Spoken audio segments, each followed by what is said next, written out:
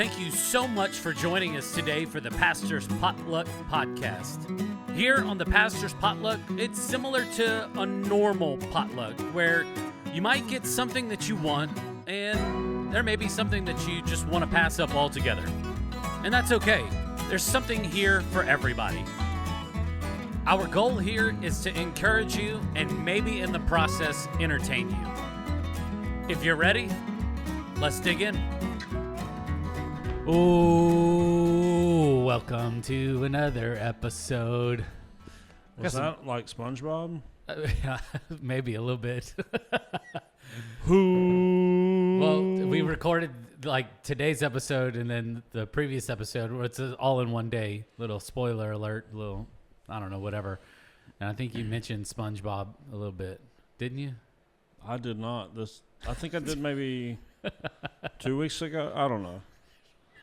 I've seen SpongeBob, but I was not one of those people. Same here. That went nuts about it. Like there's a lot of people in my generation, I feel like, that are nuts about SpongeBob. Yeah. I am not.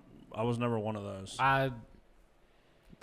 Once I got to a certain age, like kids cartoons, like I didn't really care for. Yeah, I don't. Like I was more into like came out. Was that when we were kids? I don't know. Or teenagers? I don't know, but I know that there was like people that were like my age and probably still are like SpongeBob folk, but I was not one of them. I didn't think it was funny. Like, yeah. I have seen it, and I think I've tried to watch it maybe with my kids or something. I don't know. I don't think it's that good. Yeah. Somebody's going to roast me for that, I'm sure. No, I'm in the same boat. There's some diehards out there. Like, for me... Well, how old are you? 30. I turned 38 later this year. So I'm 4 years, maybe 3.5, 4 years older than you.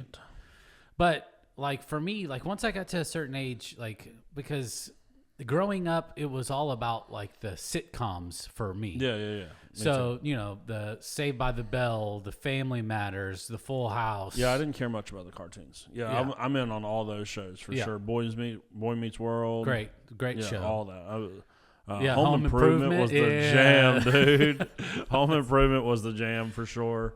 But yeah, like if I went cartoon, I was always probably more of like a Phineas and Ferb fan. Oh, that was great.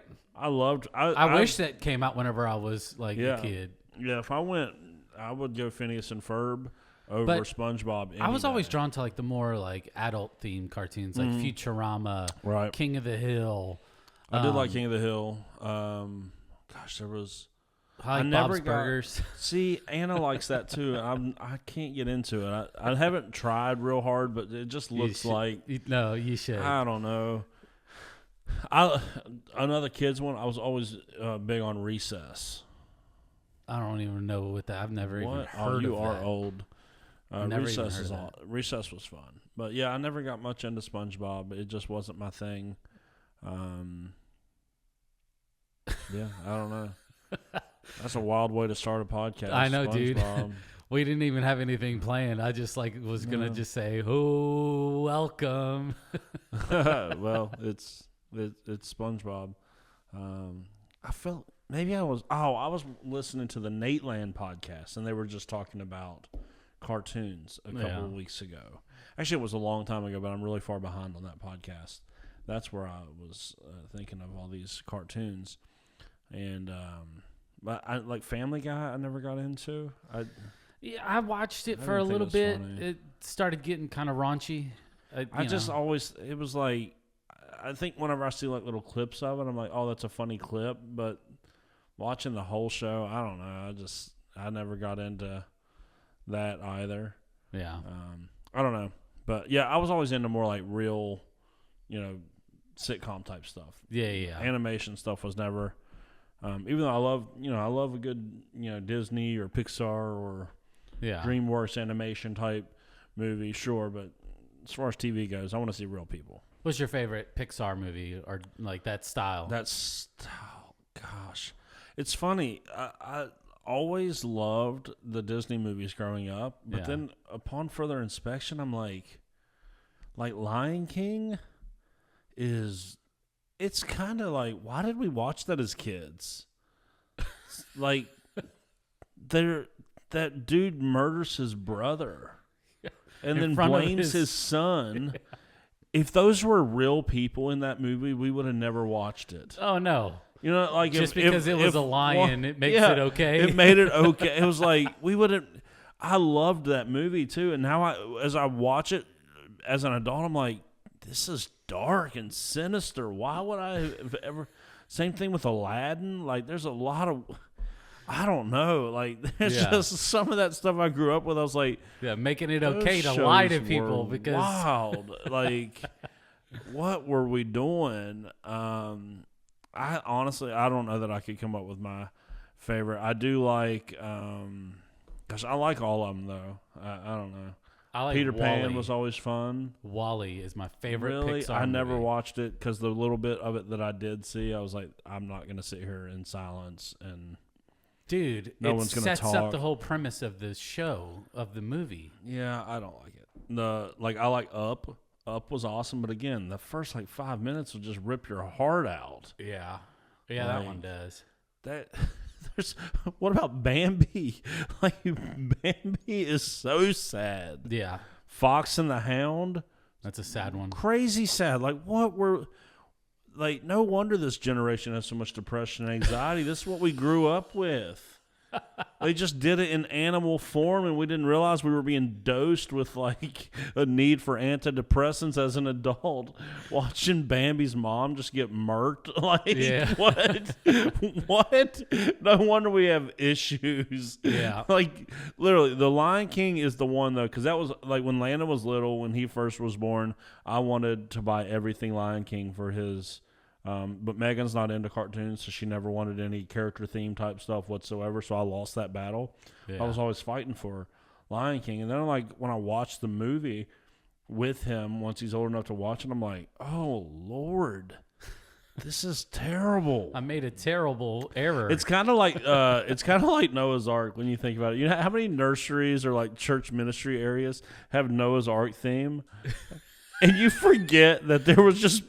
Thousands or whatever your belief on the flood was. Yeah. There was a bunch of dead bodies everywhere. And we're like, yeah, let's put that on our kid's wall. The greatest visual of that is the Titanic whenever they're going through and they're rowing through and they got all these frozen bodies yes. in the water. It's that, but there was elephants. Yeah. They saved the giraffes. You're That's so dude, funny. No, all of humanity died. Yeah.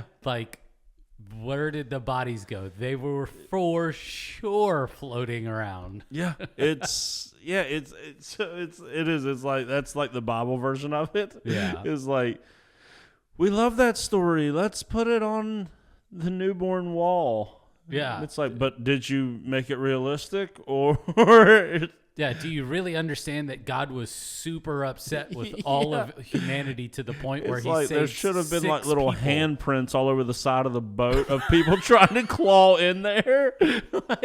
You know what I'm saying? Jeez. I know That went dark. That's the same thing whenever they convince Simba that he killed his dad and he just leaves his whole family. He's a little kid. I know. It's if we were watching... He ran away to 2 strangers, If we were watching two other that- homeless animals to eat bugs. Exactly. If we were watching that, and that was, that little boy from Jerry Maguire that talks about the human pound weighs 8 heads. Yeah. If it was him playing that role, Yeah. we would have never watched that movie ever again. No. We'd have been like, oh my gosh, this is horrible. They just killed his dad, and now he's 6 years old just walking off by himself. Now he lives with these 2 weirdos out in the middle of nowhere. They don't even have food. This would have been the saddest story on the face of the earth. They convinced this one animal to eat nothing but bugs. Yeah, they convinced a carnivore to eat just grub. What is going on here? Could you imagine whenever Simba got back and he takes care of Scar, and then it's the end of the movie, and he's like, all right, I'm in charge. First order of business. We got to do something about these zebras. They're too beautiful a creature, but let me tell you something about this grub. Hear me out. Yeah. Slimy. Yeah. Yet satisfying. Yeah. Yeah. And all the other lions are like, wait a minute, we made a mistake putting this guy in charge. And that guy, when he comes back in the life version, is definitely Nicolas Cage. He's like, he comes back, yeah, man, he's ready to fight. Yeah. Oh my gosh. Yeah, the cartoons that we grew up with.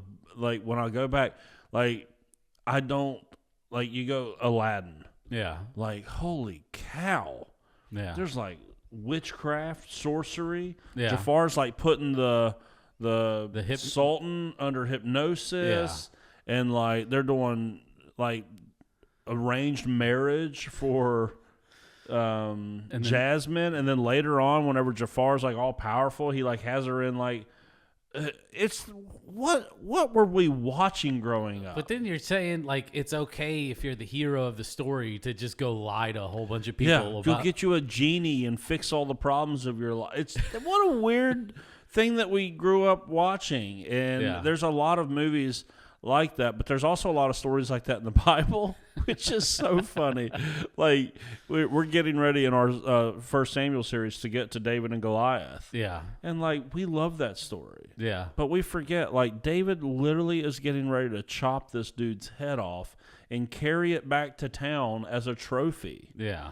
That's not a kid's story whatsoever. That's not a kid's story at all. Like this weekend, I'm going to be preaching. You got me cracking up about that Noah and the Ark. Dude, I'm telling you, the Titanic is a really good picture of that, though. Yeah. Because you're like, that other than maybe it wasn't freezing water, I don't know, maybe it was freezing. I don't know what it would have been like. I mean, you go stand out in the rain for 30 minutes and tell me if you're not cold. But yeah, there would have been chaos everywhere. Yeah. And like we do, like I've been into multiple nurseries that have a boat with cartoon character animals in a rainbow. And it's like this beautiful picture. And you're like, I don't want to tell you, but this picture's incomplete. There was some shenanigans going on outside of that boat. Oh yeah, that we need to acknowledge. We're going through Genesis in men's Bible study right now. Yeah, and every time we turn around, we were running into a story, and everybody around the table is just going, "Dude, why is this in the Bible?" Like there is some crazy stuff in there. We were in Genesis 37 or 38, one of those last week, and it was the story of Judah and Tamar. Mm-hmm. And it's that story. It's wild. Oh my gosh. And then what I was telling them though, I said, just think about this though. The tribe of Judah is the tribe Jesus comes out of. Yeah. Like this whole horrible, messed up, awful story with Judah is, what is he doing sleeping with just random prostitutes? Yeah. And then he's the tribe that the Messiah is going to come out of? Yeah. The Bible is so crazy in that way. And like I kept saying it Sunday whenever I guess this is going to be 2 weeks ago now. When I was in the recovery point room, they had a bunch of questions about the Bible and different stuff, and I was trying to explain to them like the stuff, like especially the New Testament, the stuff in the New Testament is not true because it's in the Bible. It's in the Bible because it was true. Yeah. Like because these were attested to stories that people all agreed, yep, we were there, we saw it, we heard it, we witnessed it. Those were the stories that made them into the scriptures. Like the stuff that's in the Bible is not there. Like it's not just there because it's like to say that it's true. It's there because it is true. Yeah. Like because that story about Judah and Tamar in Genesis, the chapter before you get the story of Joseph getting sold into slavery. The chapter after you get you get Joseph back in Egypt in slavery. Why in the world did they put that story in there? It has no purpose unless it's completely true, and that's just the way that the events unfolded. Yeah. Like, if you were in the middle of telling a story about Joseph, you wouldn't pause to go talk about Judah and his wild, living with prostitute. Yeah. No. but it's there because it's true. Like, that happened, and it most likely happened chronologically in between that where Joseph got sold into slavery and where he gets attacked by Potiphar's wife. Yeah.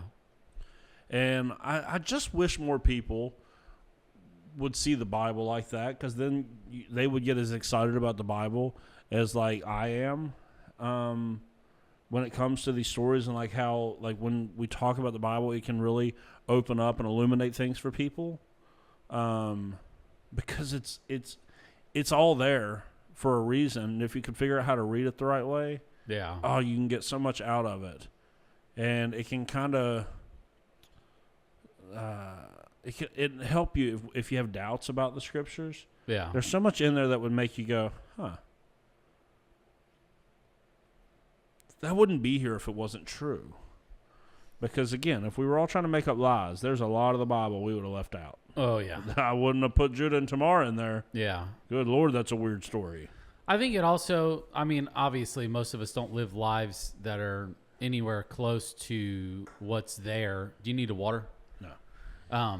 Anything that's there, but it does, for me, it relates me to just the downfall of man and sin entering this world, and saying that we all fall short. We all make mistakes, because if somebody looked at my life and the things that I've done and the things that I've gone through, they'd be like, why is that part of his story? Like, that don't make sense. But it does. But there is a moment where I did recognize that I needed Jesus, and I needed him every single day, up until today, and then moving forward. Yeah, we would leave the embarrassing parts out if we were just trying to make up a story. Nobody wants to, I don't want to tell people about being a drug addict. Yeah. Why would I want to do that? Like, why would I want to tell people about I was at the lowest point in my life where I was just so addicted to stuff that I was stealing, that I was, doing whatever I could do to get my hands on my next fix. And it's just... Yeah, and that's why, for me, the Bible is so trustworthy, is that you go, man, if they were editing this thing to just paint certain points into a better light, they would have left out just so much of it. Like, honestly, we were talking about the ark. What purpose does that story serve in trying to get an unbelieving world to believe in God and to believe in Jesus? Because truthfully, that's a story that, unless you're raised in church and you just go, oh, there's no, I just accept everything as it is. That's a story that gets as many questions as about anything. Yeah. And it would have just been easier if we were trying to make up something to just leave it out. The way we don't have to answer questions about whether it was a global flood or a local flood. Yeah. That way we don't have to answer questions about why in the world it seems like the God of creation is trying to destroy everybody 6 chapters in. There's a lot of questions we could have avoided if we wanted to avoid that story, but the reason why that story is there is because it happened. Yeah. And so I wish more people would read the Bible that way, because it can actually strengthen your faith to actually be more skeptical of the Bible than to just bury your head in the sand and go, well, they said it was true, so I just No, you can actually... Let me take these stickers and put them on my wall for my kid. Be more critical about the Bible. And for me, the more critical I've become of the Bible in the way that I see it and think about it and such, I go, the more it actually has built my faith, rather as they've always, most people would probably think, man, if I ask too many questions or whatnot, I feel like it's going to undermine my faith. No, it's actually done the opposite for me. Yeah. It's actually made me be able to go to the scriptures, and then when I get to the difficult parts, because I'm looking at it through a rational mindset and through questions and doubts and everything that come with it, I go, now all of a sudden, once I wrestle with it, I come out stronger on the other side, not weaker. Yeah. So, with that being said, let's get into the Word. Yeah. Habakkuk chapter 2, verses 4 and 5 are where we're picking up. If you want to open up your Bible app or your physical Bible or whatever. If you just want to listen, that's fine too. But we're picking up where God is getting ready to give Habakkuk this message, and he says that this is for a future time, for a future event that's going to take place. I want you to write all this down so you have something to look forward to. You know that it's going to happen because it's my word, and I want you to hold on to this promise, which is really, really, really awesome, because anytime that God says something, we could bet the farm on it. Like, it's going to come true. It's going to happen. He's faithful and trustworthy. Finally the answer to the question, is Babylon going to get what's coming to them? Yeah. Even though they are your instrument of judgment, now will they ultimately get what's coming to them? And this is what God says. He says, look at the proud. They trust in themselves, and their lives are crooked. But the righteous will live by their faithfulness to God. Wealth is treacherous, and the arrogant are never at rest. They open their mouths as wide as the grave, and like death, they are never satisfied. In their greed, they have gathered up many nations and swallowed many peoples. And so God finally responds. He goes, listen, when it comes to Babylon, arrogant people, those that trust in themselves, are ultimately going to get what's coming to them. So that is comforting for those of us that wonder, is ultimate justice going to be served? Are the wicked really going to get away with all the wickedness? Because, you look around the world right now, some of the people that are prospering the most in this world are some of the most wicked people. Yeah. And to be honest, like, as people of faith, we go, well, that seems odd, because we would think that only people that are faithful to God are going to be prosperous, but that's not really the case. And so there has to, if you're just using your brain rationally to go, there seems like something's wrong with that. And I need to know that ultimately, even though for now it looks like the sun is shining on the wicked, that eventually ultimate justice and judgment will be served, that all will be set right, and they will get what it is that they deserve, whatever that is. Whereas the people, God here is contrasting the arrogant people that are going to get what they deserve. And then he says, but the faithful, they're going to live, or like the godly are going to live by faith, right? Yeah. So that's the contrast. And pretty much everything in the scriptures, you have to remember, there's an immediate context, and then there's an ultimate context. Here's what I mean by that. We talk about this all the time at Southridge Church. People always want to push back and be like, oh, I don't know about this. And it's all because most people learn the Bible from someone that doesn't fully know how to teach it. They may have good motives and such, but they miss some obvious stuff, like the Bible was not written to us. It was written for us. We are not the immediate audience of Habakkuk. So we are not who Habakkuk was written to. We are who Habakkuk was written for. We are a secondary audience peering in on this.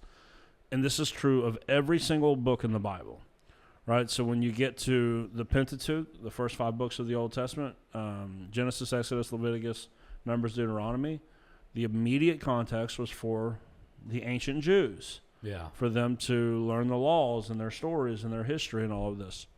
The ultimate context is, how does that inform us about God and his overarching plan of reuniting heaven and earth, right? So there's an immediate context that the people were finding out Jewish law and all that. And then there's the ultimate context where here we are 4,000 years after that or so, that we can go, oh, I could see what God was doing all along. That's the ultimate context. The same is true in every single passage. Like you go to the writings of Paul, let's say the letter of 1 Corinthians. Mm-hmm.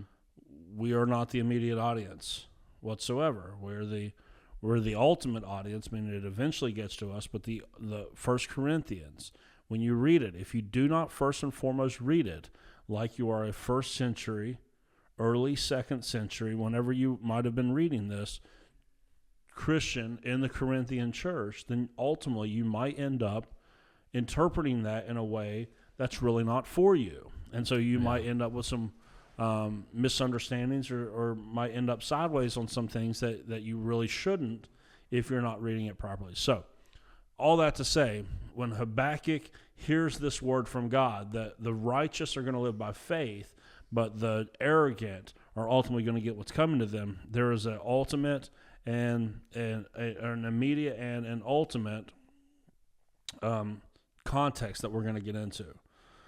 let's get into the immediate, meaning what did that mean? What this meant was that Babylon was being used by God as an instrument of judgment against Israel. Israel was being unfaithful, and what God would do is he would use one nation against another to punish them for their unfaithfulness, especially Israel, because they were in a covenant with God that was based on blessings and curses. And this is a time period where they're being unfaithful to God, so God is going to use another nation, in Babylon, a very wicked and nasty and evil nation, to punish them. Yeah. But Babylon is now not going to get away with their treachery either. See, and so what he's telling Habakkuk here is like, listen, the prideful, they can't see their need for God whatsoever. Even when they're being used by God, they can't see their need for God at all. They're self-sufficient, and everything's kind of up to them. And this is how Babylon behaves. They think all of their successes, everything that's going on in their life, the abilities that they have, the victories that they're winning, they think, oh, that's all me. And here's the problem whenever we live life like this, is that like when you look at your life right now, if you think that your life is what it is all because of you, then you're going to have a hard time feeling the need to look to God for anything, because you're going to feel like you're the master of your own success, the master of your own fate, or whatever it is. You're going to have a really difficult time with that. And then the other problem is when you are so self-sufficient that you don't regularly need to look for God, then when calamity and trouble does come your way, then you're going to try to solve it in your own strength. And what you're going to find out is what many people throughout all the generations have found out, is that we actually don't inherently have what it takes to stand up to everything life might throw at us. We just don't. And you're going to find yourself lacking in that. You're going to find yourself wondering how in the world, if it's all up to me, and this is how the proud see life, it's all up to me. Yeah. I've got to make it happen. For better or for worse, if that's you, when you get into a tough situation, you become the only one that can fix the problem. So what happens when you realize it's beyond you? Yeah. You're going to end up hopeless. Yeah. You're going to end up going, do you want to know why we have an epidemic of suicide in our world today? Because we are the most prideful people that have ever lived. Yeah. Right now. We're the most prideful people. We turn from God. We want to be self-sufficient. We want to take care of ourselves. Oh, we don't need God. We don't need his old ancient book to tell us how to live our lives. We don't need his morality. We can come up with our own. We don't need any of that. We're the most prideful generation and group of people that have ever lived. And the reason why there's an epidemic of suicide is because there's people after people after people, person after person after person keeps finding out that the message that we have been given, that, oh, Jared, you're enough. You're so special. You're like a snowflake. You're just unique. And all. We find out that message is a bunch of garbage and can do nothing for us whenever life smacks us down, whenever life is difficult. Like when we find that out, then we come to the end of ourselves and we go, oh, there doesn't seem to be a fix for what I'm facing. Yeah. So my only option is to end it. Yeah. That's what's going on in our world. All of the issues that we're seeing are largely because of our own pride. Because of our own, we don't need God. And God goes, okay, then watch what happens when it's all up to you. Yeah. When you're the only source of hope and comfort and peace and all of that, watch what happens. And we begin to see the unraveling of people. I think it's interesting, too, that there's people that are, it's almost kind of like a different end of the spectrum almost, to where people that are Christ followers, and it's like only whenever things are going terrible, then they rely on God. Yeah. But then whenever everything is smooth sailing, they're just like, well, I don't need God anymore. Like, all my problems are fixed. Exactly. Like, all my issues are taken care of, but it's this constant reliance on him that we have to get to, that every single day, like, I'm not going to be able to make it through the day without his help. I'm not going to be able to make myself look like an idiot without his help. I'm not going to, I'm not going to yell at people in traffic without his help. Whatever the instances may be, We see it all the time at church that, like, crisis is a good reason for people to come and seek God. Yeah. It is. And so I believe it's one of the reasons why when people ask, like, why does all this bad stuff happen in the world? Because if it didn't, most people, you and I are probably included in this. Yeah. If our lives hadn't hit complete rock bottom, we would have never looked up. No, we would have just kept doing things our way and been like, we would have felt like the Babylonians. We'd been like, shh. They always told me if I wasn't faithful to God, eventually it would come back and get me. But it hasn't yet, so I'm just going to keep doing my thing. Yep. If it never ended up coming to bite us, we would have never turned around. No, it would have been dead. Yeah, we would have just kept on our way. Yeah. But for the fact that tragedy hit in both of our lives in different ways, it's what got our attention. Oh yeah. And so that's like a redeeming aspect to pain, suffering, and difficulty in life, is that it will get you to ultimately seek the thing that you need the most. But then what happens is most people have been taught some version of a very transactional type of God, where it goes, if I do this, then, and again, and honestly, it's because of bad teaching in the Old Testament. Because we try to teach the Old Testament the same that we teach the New Testament. We try to teach the Old Covenant the same as we try to teach the New Covenant. Yeah, Israel was a blessing and curse type covenant that's written into their covenant with God. Yeah. If they were going to be faithful, God was going to be faithful to them. If they were going to be like all this, that's not New Testament covenant. That's not the new covenant of grace whatsoever. Which ultimately, under the Old Covenant, you got exactly what you deserved.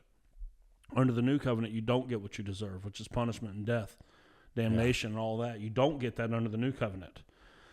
And so people, because they've always heard of this transactional sort of God, they get into difficulty in life. And they'll go, you know what I need? I got to get back in church. If I get back in church, then God is going to have to fix this problem. Yeah, all my problems are going to start to go away. I'm going to give a little bit of money because I have some bills coming up that I can't cover. Yep.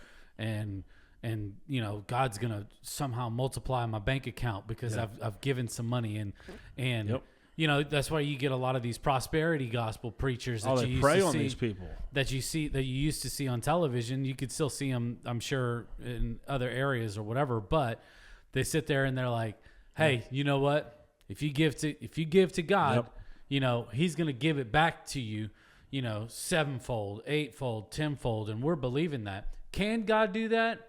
100%. Absolutely. But it's the mindset that you get into whenever you do give that where your blessings are going to come from. Yeah. I think that 99% of the time your blessing is going to come in some other form besides monetary value. Yeah. Your blessing is going to come from, like, it was amazing to see what the church could do with this $10 because they have better resources to stretch it out to make an impact of like $100. It was amazing to see this little kid's life changed in Africa whenever I just said yes to sponsoring a child on Compassion Sunday through Compassion International.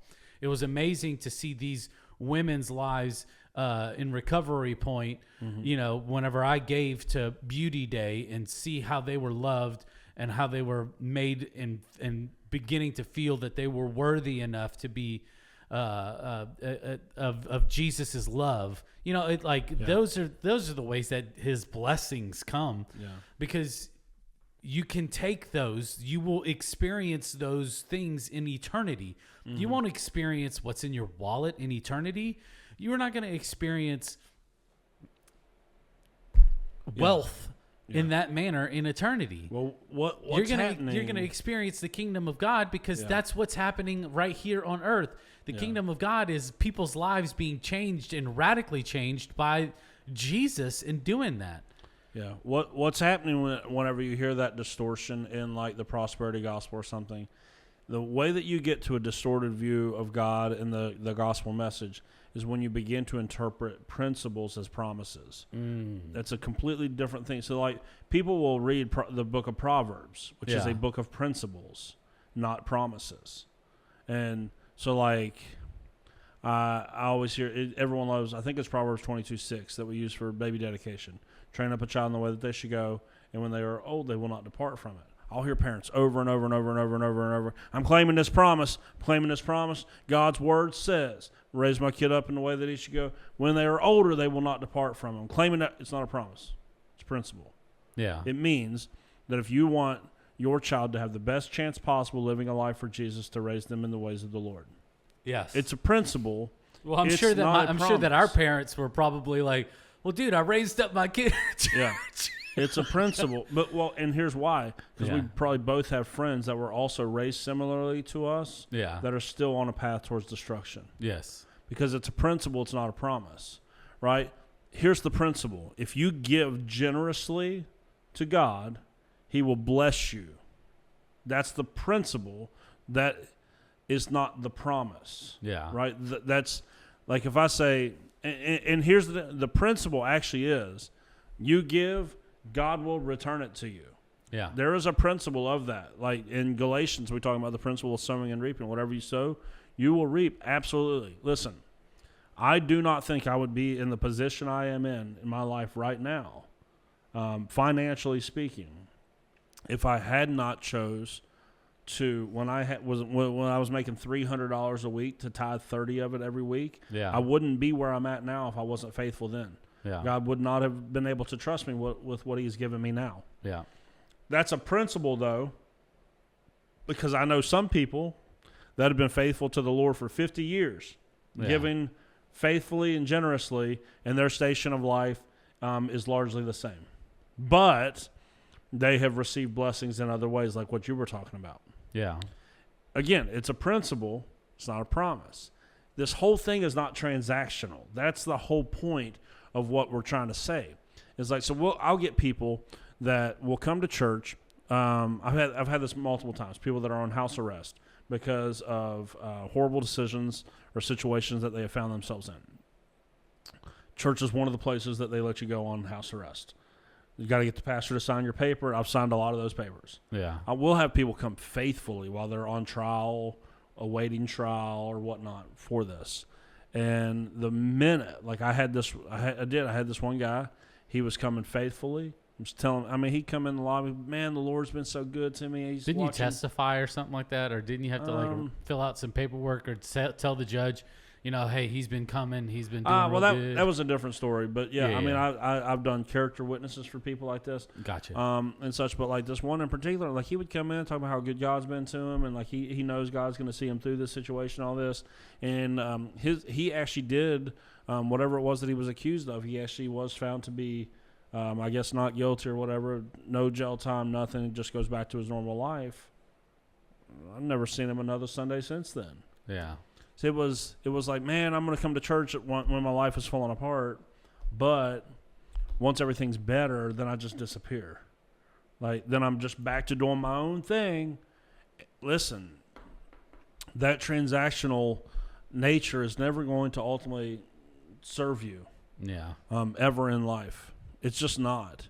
You have to see, like, especially the God of the new covenant is a God of grace, so it's not transactional. You and I, the salvation we have is not because we earned it. Oh, yeah. So it wasn't because we didn't have anything to add to the transaction. Yeah. All we did was screw things up. And he goes, okay, I'll still save you. I died for you. I did it on your behalf. Like, so we added nothing to the equation but problems, and he fixed it all. It's not transactional. It's grace. It doesn't make any sense. We're not worthy of it. It shouldn't have been us. But it is. That's different. So the proud, if they do acknowledge God, they will acknowledge him in a transactional way. To go, okay, God, my daughter is sick, so I'm going to write a check to the church, and in return for that, I expect you.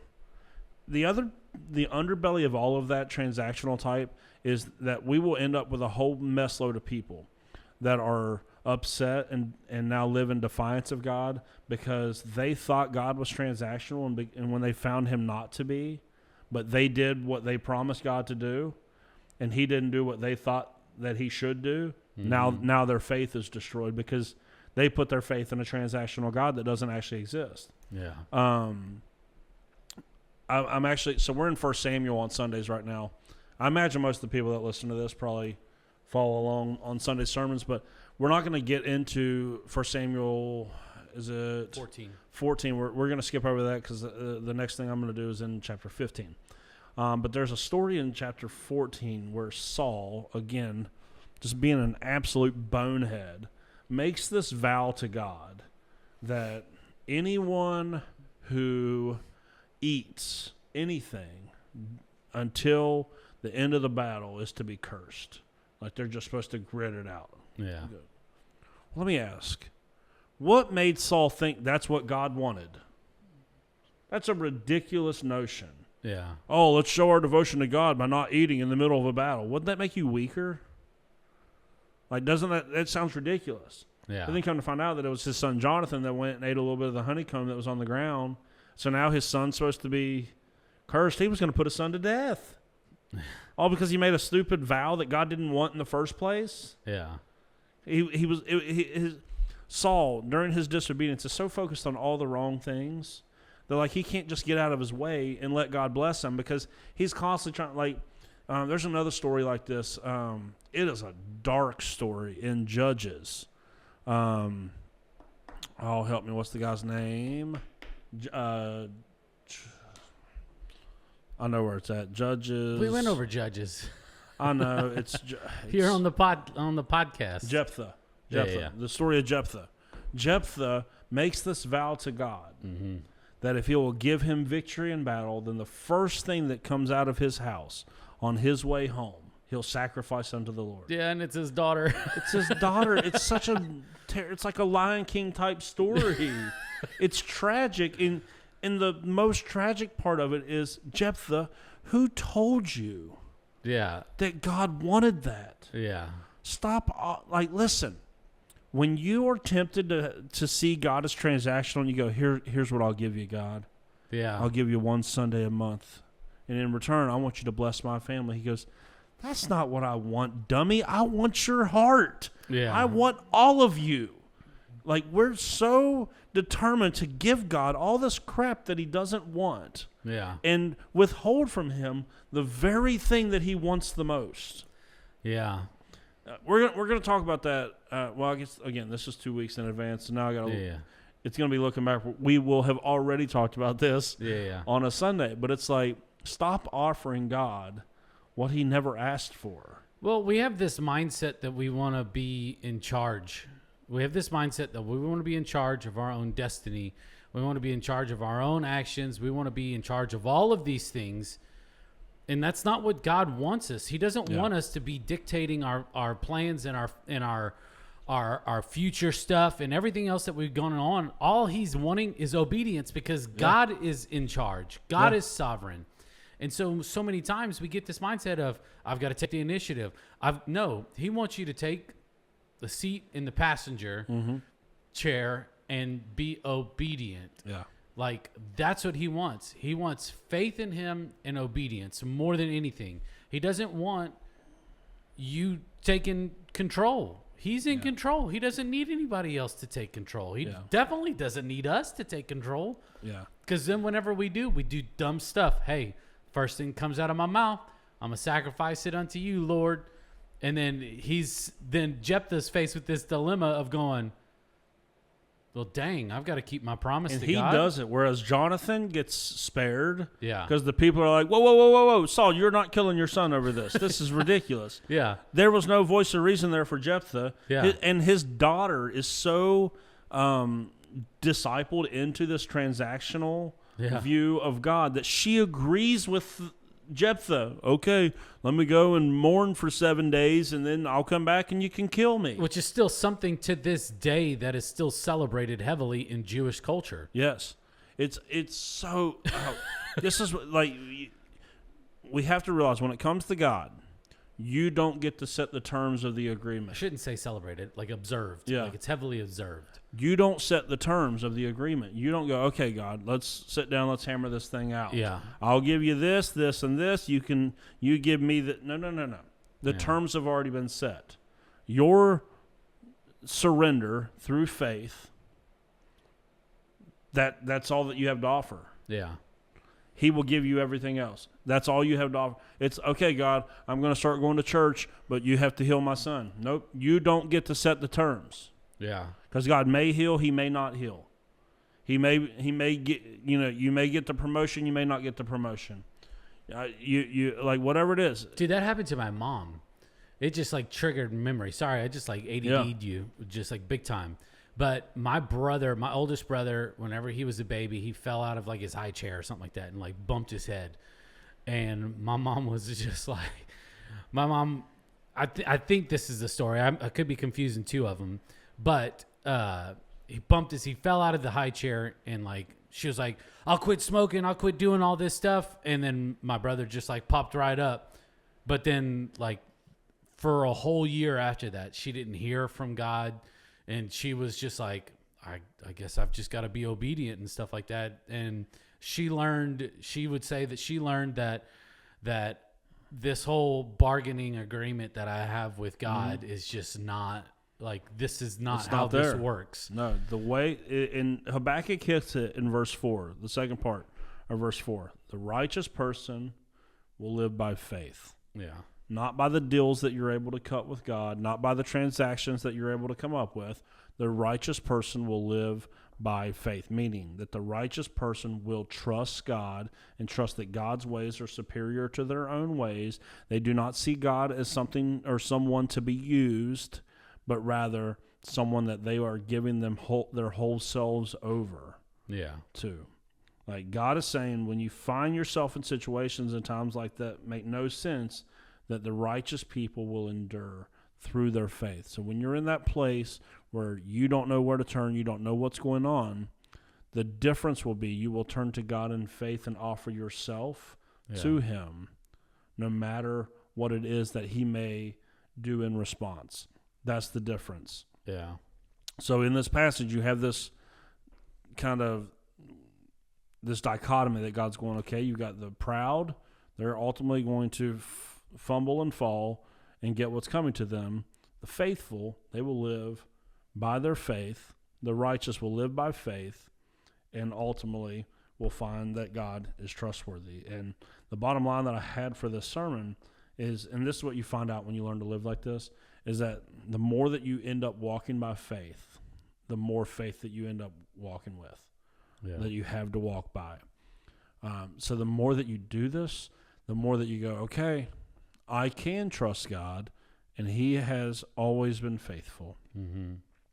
It hasn't always gone my way. It's not like I've been able to make a transaction with God to say, this is what I want, I demand it this way, do it this way. No.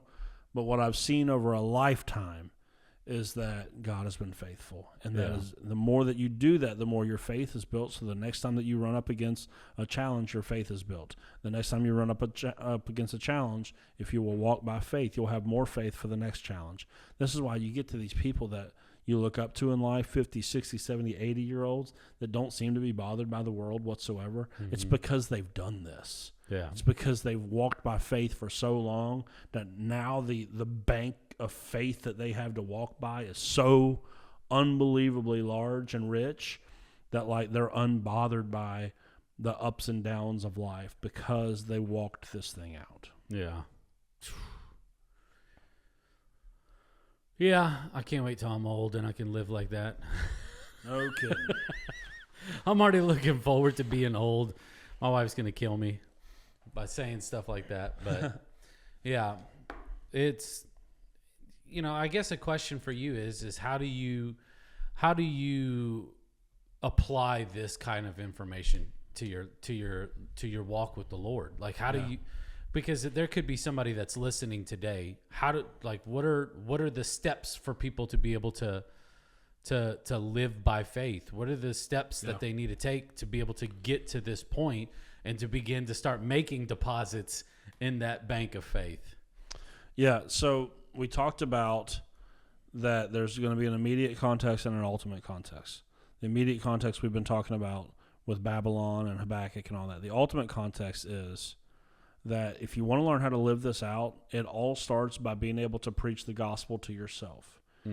Meaning that when you approach God, you come with nothing to offer. Because that's actually, think of it. If God is who he says that he is, what is it that you have to offer to the equation? Do you have abilities that he doesn't have? Nope. Do you have skills he doesn't have? Power he doesn't have? Knowledge he doesn't have? Wisdom he doesn't have? Money and resources and assets that he doesn't have? Nope. He has everything. So you have absolutely nothing. This is what, so I told you I've been doing that prayer journal, and part of the prayer journal is memory verses. And I'm learning to memorize the Beatitudes right now, the first part of the Sermon on the Mount.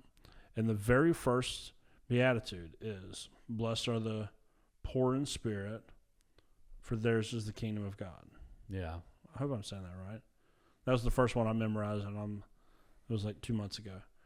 But to be poor in spirit doesn't mean a woe is me attitude. Yeah, what it means is these are the people that have realized that they have nothing to add to the equation. So the practical step for how to live by faith is coming to God and not demanding anything of him, but offering everything to him. Go, listen, all I have is my life surrendered to you. Do with it whatever you want. Do with it whatever you please. You say go there, I go there. You say do this, I do this. You say give this, I give this. You say serve here, I serve here. You say don't do that, I don't do that. You say do that, I do that. That's all that I have to offer is my obedience. Yeah. And that will always be better than any sort of sacrifice that you could come up with to go, okay, God, how about I give you this instead of this, so the way you can then do this for me. Yeah. Nope.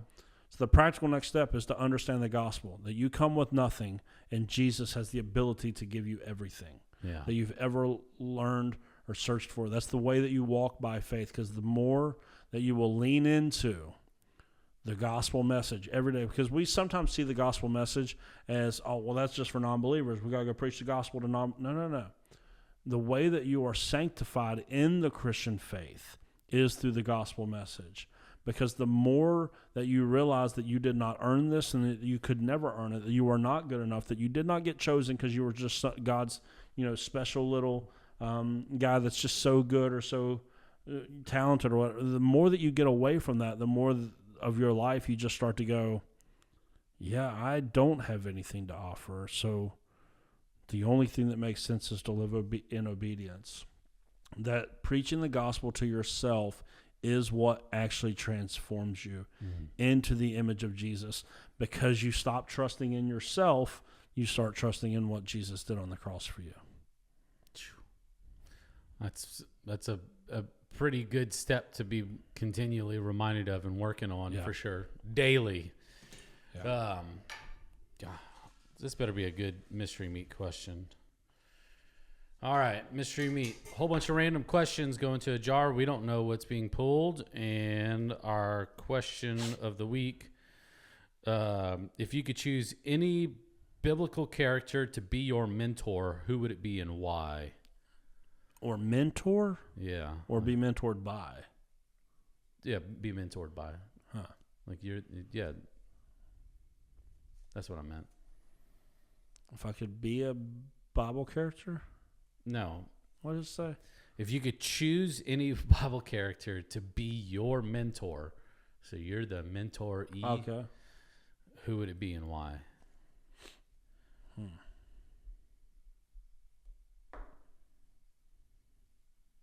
Obviously, people want to immediately go to Jesus or anything like that. Yeah, we'll skip that. Yeah. I would probably choose Paul. That's what I was thinking too. I've got some questions about his writings that I would love the answers to. Yeah. And I don't like that so many people in the church, on some of the more unclear things that Paul said, have come to it with like a completely closed mind. Like, oh, no, we know exactly what this guy meant 2,000 years ago. It's like, So I would choose Paul because I would like some clarification on some stuff. Yeah. I just want him to kind of help me along with my mindset of he's, getting out of prison, then he's, boat crashed on an island. He gets bit by a snake and he's just walking around. He's like, God's got me, guys. Don't worry. Yeah. Yeah. Outside of the fact that I want answers for some of the stuff that he wrote. Yeah. It's that like he went through so much, handled it with such grace. He got to see the resurrected Lord in like even post ascension, which is really cool. He got to see the spread of the church. He experienced so much, met some fantastic. I mean, he would just be a great person to hang out with. That or Noah. We can figure out. No, I just got some questions. If I hung out with Noah, I would probably be handier than I am. Yeah. You'd probably be all right with your tattoo pain. Yeah. I could probably handle tattoos better if I. Yeah. Was that the last episode we talked about that? Yeah. Okay. See, everything's running together. It's all call back now. Yeah. I would definitely be manlier if I spent time with Noah. Yeah. Well, it's all good. Y'all share this at least just for the hilarity for the first part of it, and hopefully people get hooked in for what we're talking about for the rest of the episode. Yes. Because I think I'm emotionally scarred from it. You ain't never gonna see a picture of the ark on someone's nursery ever again. I'm just gonna take the red crayons in the nursery. Let me help you finish this picture real quick. Turn that smiley face upside down, Noah. I mean, how could you go the rest of your life everywhere? I mean, he probably had some PTSD in the middle of the night, like, a couple years after, like hearing people scream. I don't want to be I don't want to ruin this story for everyone even further. But what do you think that they heard the first day that the waters were rising? Well, yeah, a whole bunch of Chewbacca's. People screaming. I know, dude. Like, it's such a crazy story. Like, the same people the sights, the sounds, because there was like little windows cut out. They could see. Well, the same people that were calling him an idiot and moron, and you're an idiot. This ain't gonna happen. We hadn't had rain in so long. Yeah. They're probably like, dude, we didn't mean that. Let us climb in the window. Like, and then you have to tell them no. It would have been like the Titanic. It would have been like people trying to get into the boats. It would have been crazy. Okay, sorry. I just ruined that child story for you all forever. But you have to read the Bible like an adult if you're going to get everything that you want out of it. Yeah. Or not that you want, that you need out of it. Yeah. All right. I don't know, dude. We're praying for you. Pray for us. Pray for us. Yep, pray for us. We hope you have a good weekend.